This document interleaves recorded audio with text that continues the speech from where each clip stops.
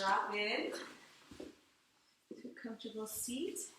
So what did you guys think of the first part of the intermediate training? The very first half was challenging.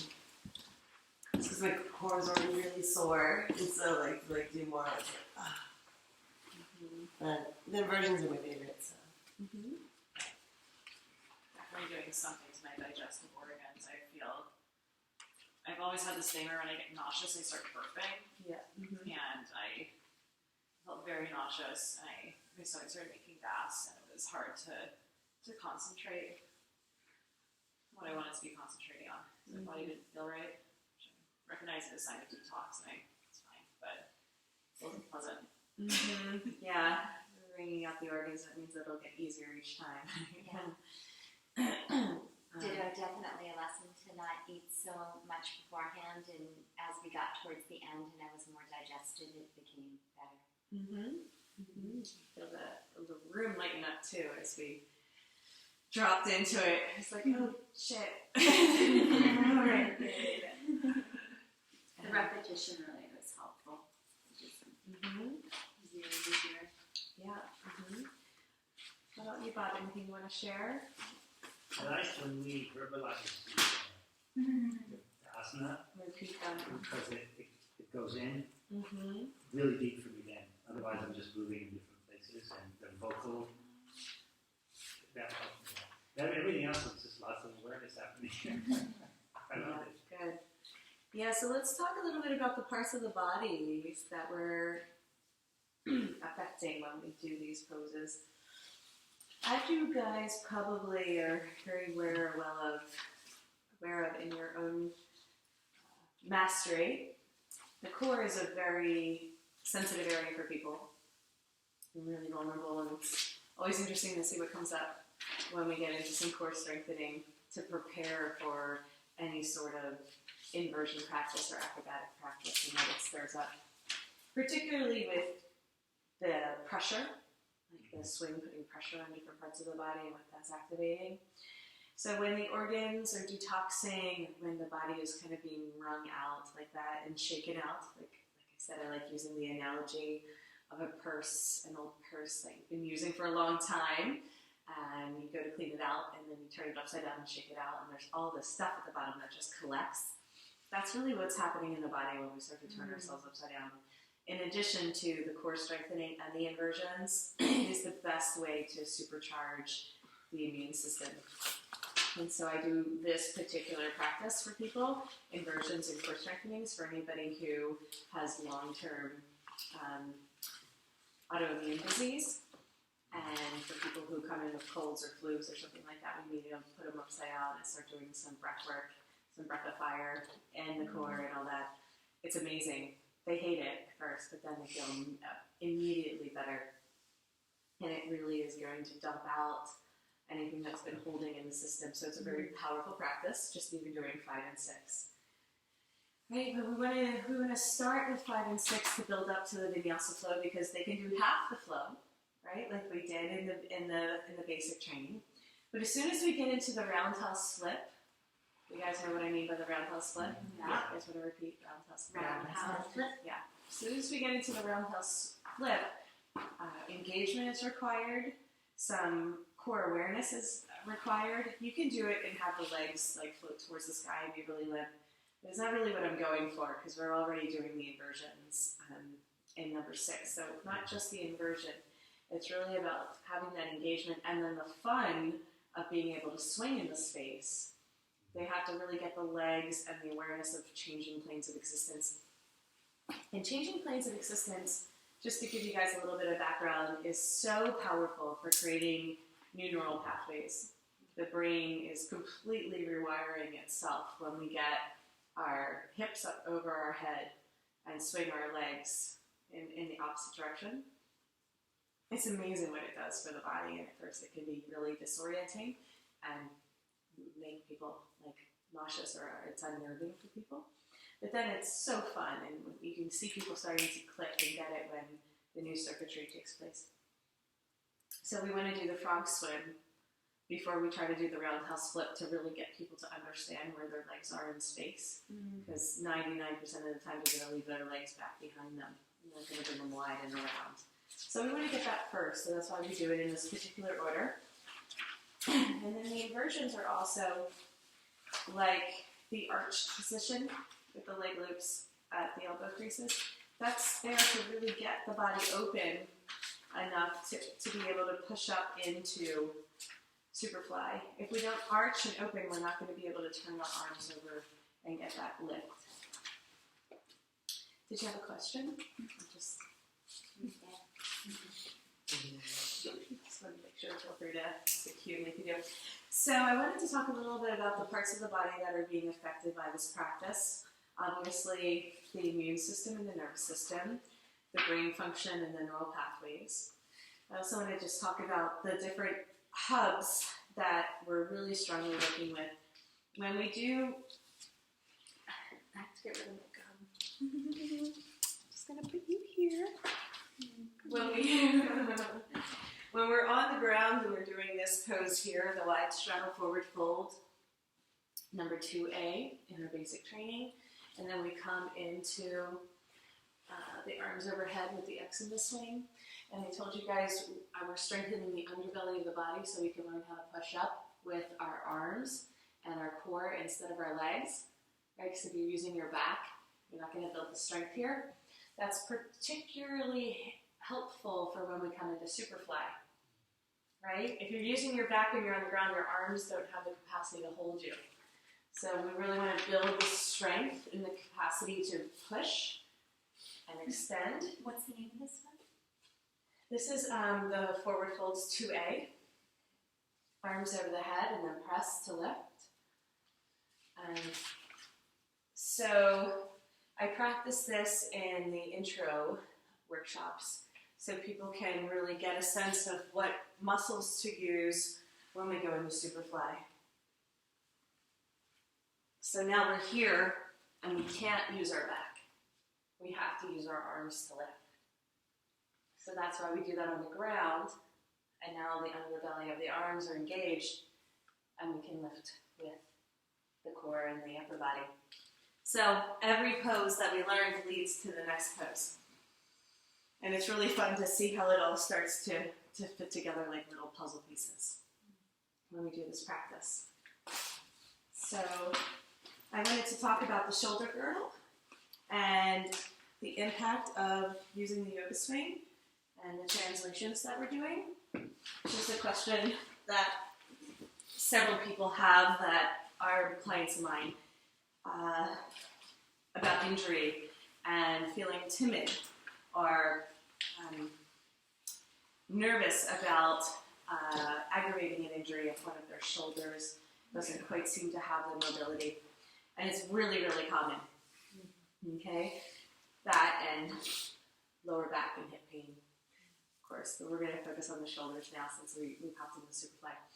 So the swing, and it's just good to have this as a review, the swing is hitting all these points in the back of the body, affecting the lats and the rhomboids. And the scapula is learning how to traction down the back and doing that to release the stickiness and the tightness that's in the front of the pectorals, but also the subscapula. So this is the part of the body that I work on the most in my own healing practice. So we're working with inverse spinatus, supraspinatus, and teres minor. Right? So I dig a lot underneath people's armpits to get the subscapula to release. So any sort of pain or tightness along the top of the trap, right underneath the top tip of the scapula, all the way running down into the deltoid, the back of the deltoid, or the rotator cuff. The culprit is under the arm. And these different neuromuscular points, so I do a lot of neuromuscular myofascial therapy in my private practice. And the wings, bringing up the wings, is really what's causing the shoulder pain. And so when we're in this pose, right, especially backpack, which is like to get up underneath there, we have to have the pectorals be released. So there's that movement, but then we're pushing. So when we're pushing, we're so used to using our arms to lift the body, we're really forced to use the pectoral muscle. So at first, this area that's been really kind of closed or weak starts to strengthen and open. So I usually have people push towards the ground instead of going up overhead to begin. So they're just learning how to keep the arms plugged in and get that extension. And then from there, to lift. So in time, people will get more comfortable testing the boundaries and the limits without creating injury. I usually have people bend their elbows. You'll hear me say that quite a bit. Come into a cobra instead of an up dog, that kind of thing. The same in this pose overhead. Just keep the elbows bent if anybody's shoulders feel unsafe. It's actually incredibly healing to have this pressure of the swing pulling and starting to release all that stuff, as well as the underarms, which is uncomfortable because it's been so locked up. And then we're really retraining the musculature, those smaller muscles, the intrinsic muscles, the ones that have either been weak or they've actually just been like locked, stuck. So I want you to sit up if you're feeling sleepy and just kind of give me your full attention for the next 20 minutes. I have this thing with people falling asleep while I'm talking. And you can actually get in the swing too if it's helpful, but let's not lay down so we can give our full attention. Thanks. So I want to just let you guys know that and just have that as a review on one of the videos. Is like, why is this so helpful and healing for the shoulders where it might actually be intimidating or create injury for someone else if they were doing something like CrossFit or TRX or something where I work with a lot of people who injure themselves and then they come to me and do this work together. There's a lot of ways that we're retraining the body. And so even if it's a little scary at first, and I'm happy to assist if anybody needs a little bit of help, just a tiny little lift or a little bit of support can give somebody the comfort, the confidence to go deeper into the poses. So I think that's really important to be available if you see somebody struggling. Just go over. Don't do it for them. Like, we're not helping if we lift them. Do you know what I mean? Because then they get limp kind of feel. Or they tighten, they'll resist against it. Just directionals. That's why we want to learn how to do that when we're assisting. And I'll probably have everybody try that in the workshop if we do have a group that can build up to Superfly. I'm not going to take people into Superfly if they're not ready. But if they can, we'll all stand in front of them and do this little finger lift thing just to give them the confidence. Because most people are head first, right? So if their heads are really heavy, which is like at least 8 pounds, then they're not going to be able to push. But if they lift their chest, then they're really just having their arms guide forward. So it's all about lifting the chest to get the arms to extend. Just wanted to review that. I hope that's helpful. The same with keeping the legs heavy, which we already talked about with Bob, but we'll review that because a lot of people have tight hips, and that's just part of why we're doing this, right? It's like it's okay to come with tight hips. That's why we do the practice. So getting that core engagement, especially in the plank toe touches. Do you guys remember? Can you visualize what plank toe touch is? Wait, no. Really are. Plank toe touches. Yeah, so if somebody's in plank toe touches. Oh, it was like when you had one arm, one leg up. Yeah, like a plank. One leg wrapped around. I don't want to do that. So one leg is wrapped around. And most people will be like this. Okay? They see what I'm doing? Yes. Okay, good. So we want to deepen in the hip crease and be able to touch the toes. But if they're like this, and they're saying their leg's too long, it's not true. It's not that deepen in the hip crease and pull down. And this is a great stretch. Just keep pulling the hip down. It's amazing. So if we learn to bend from here, then we're starting to engage the different muscles. And the whole torso is working. And when we extend, we try to stay in a straight line, and then touch, and all of a sudden the leg got shorter, right? So when people come to me and they say one leg is shorter than the other, 99% of the time it's not true. Somebody has some sort of genetic thing or whatever. That might be the case, but most of the time it is not true. And it's their pelvis that's tilted. And so one side might be tighter than the other too. And it's really good to give people those cues that pay attention. Is it easier on one side than the other? The pelvis is super locked up and tight for people, even though it's a floating mechanism. We forget that it's floating, that it moves in all directions because we've been like this our whole life, right? So in some of these poses, that's really simple. You want to do it this way. Just going to use my forearm press to come down. Out of the way. So just doing this. So I'm deepening in my hip flexor here, right? Relax. And then I'm opening up this whole side here. Just doing something like this is going to open up their hip flexor, right? Mm-hmm. Cool. So we want to relax into these positions where gravity is starting to stretch everything out. Is that the leg wrap diagonal? Yeah, this is Sculpt. Plank toe touches. Leg wrap diagonal. That's what you're in right now. Yeah, that's Okay. what, yeah. Yeah, this is plank toe touches. So leg wrap diagonal. Move to flat body. And then the one underneath it says plank toe touches. Okay. Yeah. Cool. So this is really important. So look for that today. If you can help somebody, just 2 fingers pushing down here.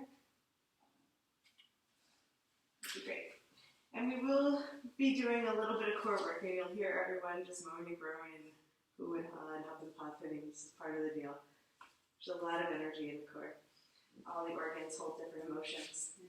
The belly is our emotional center, so I always want to see what emotions come up. And I, have a lot of awareness and compassion around that. That's the main thing I focus on is chi sung and internal organ massage. So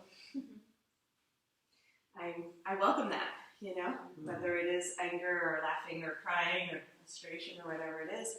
We just give them the space to feel that and release it and move through it because it will move, right? It's only the stuckness that is like, the pressure, and then it does move. So peaceful warrior. Does anybody have any questions about the leg stretches? They're pretty obvious, yeah? Wide straddle, Baddha Konasana, straight legs, bow and arrow, revolver. Yeah. Easy, right? But so good.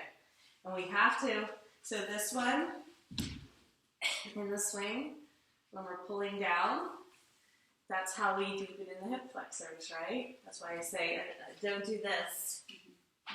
Arch and open your chest so that you can do the ollies from side to side. If we don't have that openness, then the foot's going to feel really far away. So someone has really super tight hamstrings and they need to bend their legs. That's okay. Well, I guess it's okay, because that's what's going to happen. How would you get them closer to what you want to do? Just like bend the legs and then work on straightening them? Yeah, or just let them be bent. I mean, the hamstrings hold a lot of anger, and frustration, and resentment, and all these emotions. So you can hold on to the back of the leg. So it's important to have the legs straight and hold on to the back of the leg, or is it important to hold the toes? It's important that they're smiling. I'm totally serious. Okay. Very serious about this, Amy. No, it's important that they're enjoying the practice. Okay. Yeah, bent knees. Sometimes hold. Bob, what would you say is the best position? What do you like the most? Talking from tight hamstring world over there. I mean, not the same thing. When we pull up into side splits, it helps me drop my hips. That one, I can feel the fingers saying. For me, that's the one that connects. Do you like to grab through your toes with bent knees, or would you rather keep your legs straight and hold behind? That was her question. Like this? I didn't know. Legs straight and hold. Would you I rather try to reach for like it this? because I feel more activation. Okay, so grab through the toes, but keep the knees bent slightly. Yeah. If the Okay. hamstrings are too tight, yeah. Okay. And that way you can open up the chest a little bit. Okay, good. Yeah, and ask them which one feels better. Because most people, when you ask them to do something and they can't do it, they're going to immediately get frustrated, right? Yeah. Like, oh, damn hamstrings. In dealing with the so common Ashtanga issue to grossity, hamstring attachment, pull injury, what would the best option be for that too? Same thing, bend the knees a little bit? Well, yeah, of course. I mean, there's not too many options. I mean, what are our options? Not do it. or back out, right? I mean, there's only Yeah. one option, which is to bend the knees or spread out the leg loops, but you still need to bend the knees even with the leg loops spread out. You know, most people don't like stretching their hamstrings, so how can we make it as fun as possible is really, like I was saying, like, can we enjoy the process or make fun of it, you know, like, in a good way. You know, usually I have a lot of guys who practice with me who don't enjoy doing yoga because of the hamstrings, and they enjoy it. Even if it's challenging, they're like, oh, this feels so much better. So, for example, we'll just get back into it. If somebody is obviously struggling with the hamstring stretches, I found that those people like the diagonal.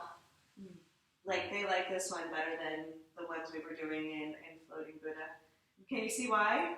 You know, we're just like just chilling out. Just hanging out, and then this leg is naturally bent, but they're still getting a stretch. And then you can also flex the foot back. This is a really good stretch. Why don't you guys try it if your belly isn't too full? Go ahead and wrap the left leg around. Flex the foot and pull it down. It's really nice. And then this side body stretch is also amazing. So put the swing down at the waist. Use your forearms. Yes, that's what I do. Yeah. Lean back. Wrap the left leg around, and then your right leg can come out to 9 o'clock for you. Other way, really? Outside in. But it's good because a lot of people will do inside out, and you want to catch that. Flex the foot back. You don't have to straighten the leg, but you are going to pull down and feel the hamstring stretch. You feel that? Mm-hmm. So that person has control of how much stretch by how much they're pulling. Right? And so you'll see people really yank on their body in different ways, where you want to just ask them to back off and just be gentle about it. Easy breezy. I'm feeling even more of my right TFL than Yeah, so pick up your foot and let yourself slide out. So get right underneath your plumb line. Mm-hmm. So we just let the swing find the center point. Mm-hmm. Yeah, and so in this pose we actually did the one where we bent the knee too and did the quad stretch, which is going to increase the hamstring stretch there. Isn't that nice? Yeah. Because this is intense, but it somehow is more fun, right? Awesome. Okay, let's switch sides. So come on out. So lean back. You're kind of spring-loaded, so we're going to make sure the swing is in a good spot. Go ahead and lean back into it. So you can use your forearms. You can also pull up. Just play with getting the swing into a good position, because you have to do this first. Lift the right leg around, out, wide, and then swing it out. Yeah, if the swing is too high, it'll be much harder to hook the leg. So you want to get your swing lower to hook the leg.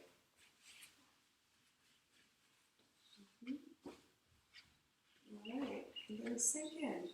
So if you pick your foot up, you'll be underneath your plumb line, and then just sit it down at 3 o'clock. Rest. Like, really let yourself sink in. Because of the diagonal of the swing, it's not as uncomfortable in the underarm, right? At least for me. Everybody's different. And then go ahead and flex the foot back and see. Spring loaded. So the swing is a little too high, Deborah, that's the issue. So if you could get it around a little bit lower, around the waist, and then hook your foot. Try again. Yeah, there you go. Let's see if that works a little bit better. Nice. So you're on an angle, so pick up your bottom leg. Pick up your bottom leg and let yourself, find center. There you go. Cool. It's not any big deal to be on like a pendulum, but you know, when we change positions, you'll definitely fly a little bit. Okay, cool. So go ahead and get the maximum stretch through that top leg. I believe it's your right. And then when you're ready, so bend. So reach back for the foot. It's back there. Yeah. And then just let your body in. Pretty amazing. See if there's a different position we can get into. play with it a little wiggle until you find a good stretch for you.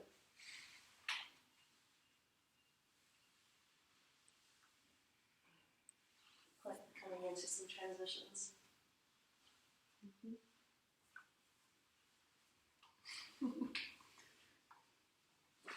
Lots of play from here. Okay, guys. So we bring one foot down, go ahead and release. It's spring loaded. I just have my hand there to guide. Yeah, I already do that. So we come out, like I can bring my elbows in and sit down, but it is going to pop. Sometimes it just hits my foot. That's cute. Adorable. So that feels good. The review for 5 and 6. Mm-hmm. Yeah. So now it seems easy, right? Now that we're not doing it. Does anybody need any the upside down sit-ups versus which? Do you guys remember the names? Let's just see from. I feel like I'm cheating because I made it up, so it's not really fair for me to be like, so which one is that? I know all the names, but from Floating Buddha, there's one upright position for the sit-ups. Do you remember the first one we did? From Floating Buddha. Mm-hmm. We changed the leg loops to the arches of the feet. All the way back at noon. So it's called rowing. So we go from ladle. So we can do the only sit-up, besides the plank toe touches, but it's the one from Floating Buddha, the easiest sit-up that we can do is the rowing. And the rowing is when we go down into ladle, we let our hands slide up and down and we crunch. So that's a really good sit-up to do for beginners, and you'll see us go over that in the workshop today. We're just going to do 5 more minutes. Okay. Vinyasa flow, everything should look familiar there. The roundhouse slip is what's new. Just have to remember to keep weight in the legs. The weight in the legs is the real key there. Volleying from side to side, we'll play with that in the workshop if we have a group that we can do inversions with. It'll be really fun. And Superfly Snuka. We'll hopefully get a chance to review this as well, and it'll be great to see where other people get stuck, because these people haven't done this practice at all. So how to get into a Superfly for new people. And we'll each probably have a buddy. I think we can probably team up, and that'll be really fun to help somebody get into it. I probably won't do another romper room. That was a really fun experiment, but when we get into some of the more advanced things, I would like for us all to just stay together and keep the energy. But if we were going to review what we did in the basic training, we could do that again. That was really fun. Did you guys enjoy being able to talk somebody through it? Yeah. And then be able to find your own way, your own language. Okay. So the main thing that I usually see with the Superfly Snuka is backpack. Going from backpack into Superfly is a big push. Does anybody want some help getting in and out of it again? Do you feel good about it now? Okay. That's the only part that I find for new people is just getting their thumbs hooked underneath, because they always grab for the top. You can't do it from there. You can slide down from the top. Yeah, it's like your thumbs have to be like touching your armpits. Yeah, and then when you push, it is the lift of the chest. So we'll play with that a little bit in the practice. But yeah, Superfly is really fun. We can bang from side to side, remember?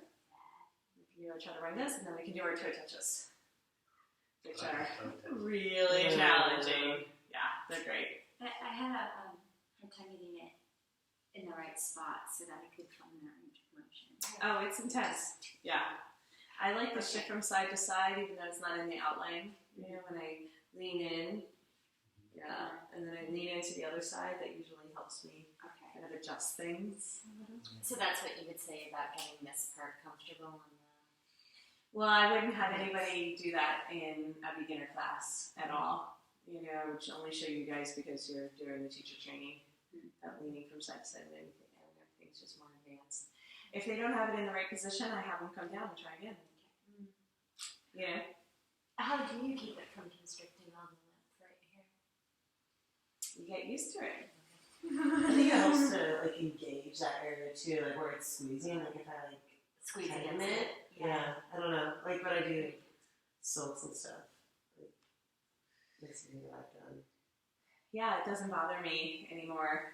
You know, if it's pinching something, then you come down. But yeah, every single person complains about the inner thighs, another sensitive, stagnant area, right? Not used to pressure, just like the underarms. So most people find it uncomfortable, and we just bring them down, and then they try again. And in time, it gets a little bit easier. You know, it is supposed to be an advanced pose, so you know, it's going to squeeze. Squeezes. Most people say it's squeezing too much across my back. I need to come down. And then it's wrapping around, you know, so it's a big pose. Another way that I practice to get people ready for that is when we come through, and we might do this if we come through our chillaxin pose and pull our leg loops all the way up into, and so we do this to get the legs open, right, the massaging. That helps get the stagnation out of the legs, and then also get the leg loops up, the manzi, and then come forward. So then I have people come down, and then you start to kind of wiggle, and that's really intense on the inner thighs, but it also helps get used to that pressure. So I'll do either a folded leaf or the wide straddle down dog from here, so they can kind of get used to the pressure on those parts of the thighs. It works really well to release that surface charge and that sensitivity. So I'll do this practice before getting somebody in the superfly, so they're at least, you know, they've had that sensation with the leg loops. And massaging it out really helps. But yeah, there is one spot that feels better than the others for the swing in all the poses. That's it. You guys want a little break? Any questions?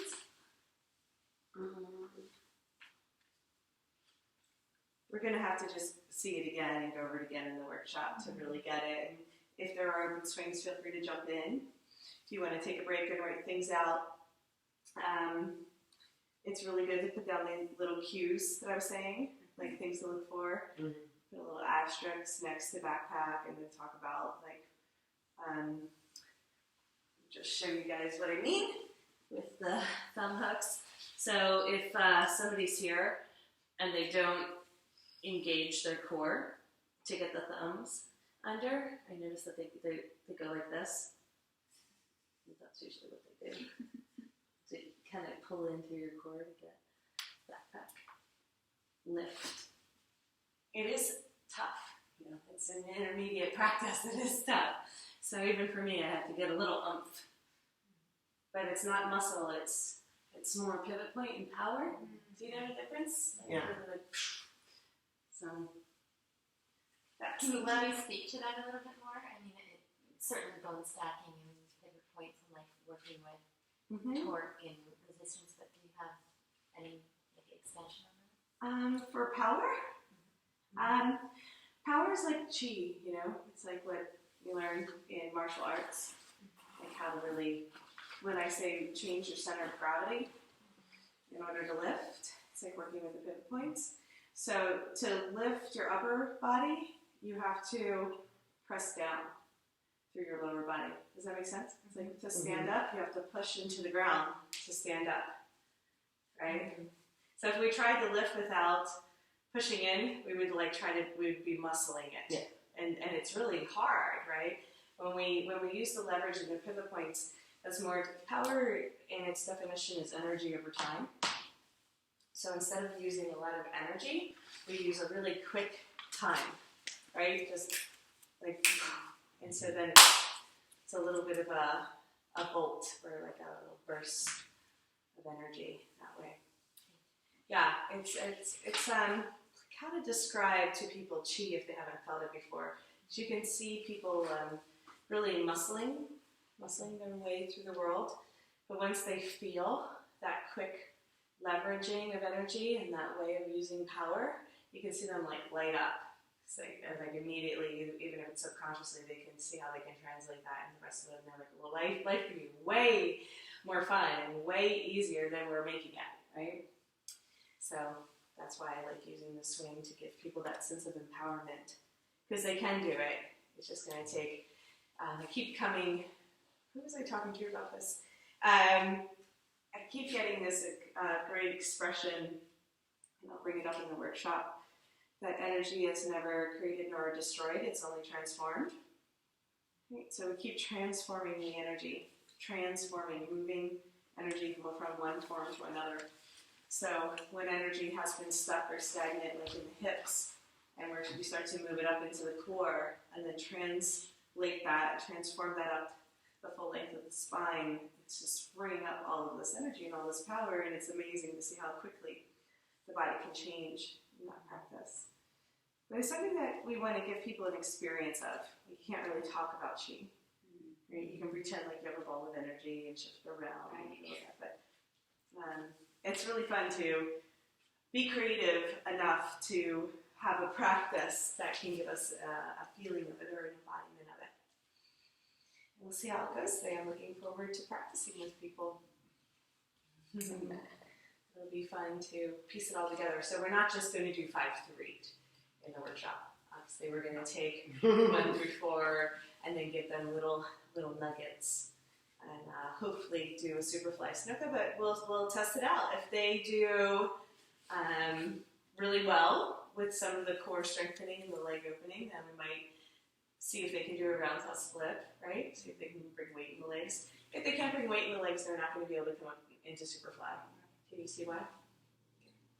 I'm not sure if you're already planning on going over this maybe later on in advance, but is there a usual chain of sequencing that you'll do? Do you have like formulas and? This is the formula.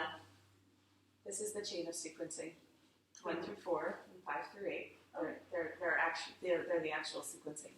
Yeah, no, I know, but I mean, like when I formulate a vinyasa class, like I know that the first 5 minutes is opening, and then the 10 minutes we start off and start to warm up the spine a little bit. We move through Sun A, Sun B, and then we start doing different variations. So is there anything like akin to that? This all.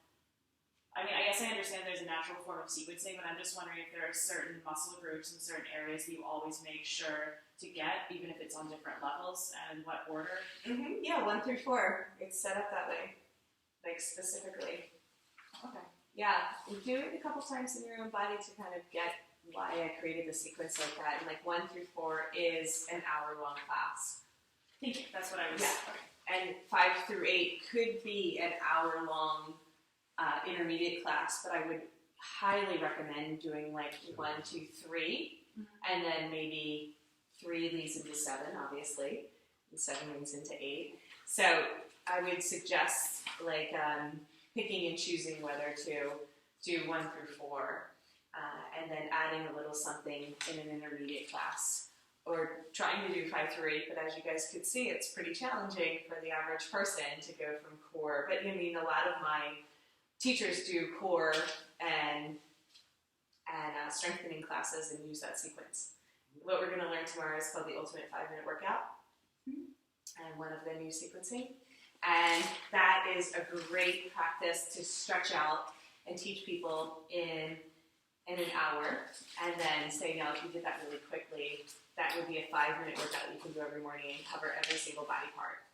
So it's really fun to teach the Ultimate 5-Minute Workout. So tomorrow you'll learn 2 new sequences, which is kind of like another class that you could teach.